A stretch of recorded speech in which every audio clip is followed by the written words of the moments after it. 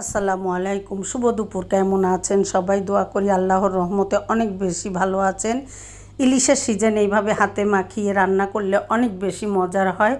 আমি পেঁয়াজ কুচি দিয়ে আলু দিয়ে দিলাম দুটো বেগুন একটু বড় বড় পিস করে কেটেছি, পেঁয়াজ আর কাঁচা ঝাল একসঙ্গে বাটা। আমি কিন্তু ইলিশ মাছের রসুন দিব না, লাল মরিচের গুঁড়া, সামান্য হলুদের গুঁড়া, ব্যাস এটাই আমার মশলা। স্বাদ মতো লবণ আর সরিষার তেল। বরাবরই ইলিশ মাছ আমি সরিষার তেল দিয়ে রান্না করি। এবার হাতে খুব ভালো করে মাখিয়ে নিব।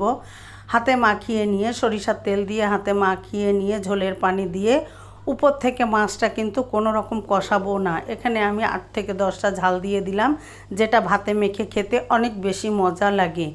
এবার আমি পানি দিয়ে দিব। ঝোলটা আমি যেমন রাখবো ওইভাবে আন্দাজ করে দিয়ে দিলাম। দিয়ে উপর থেকে মাছগুলো বিছিয়ে দিয়ে একদম হাই হিটে 15 থেকে 20 মিনিট জাল করে নেওয়ার পরে আমার মজার তরকারিটা রেডি হয়ে যাবে।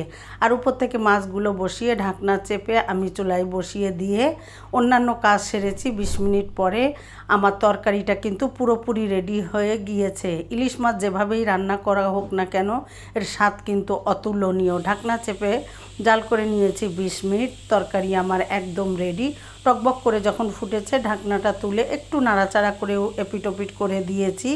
দিয়ে আরও 5 থেকে 7 মিনিট জাল করে নেওয়ার পরে আমি আপনাদের পরিবেশন করে দেখিয়ে দিচ্ছি আমার তরকারিটা কেমন লোভনীয় হয়েছে। এভাবে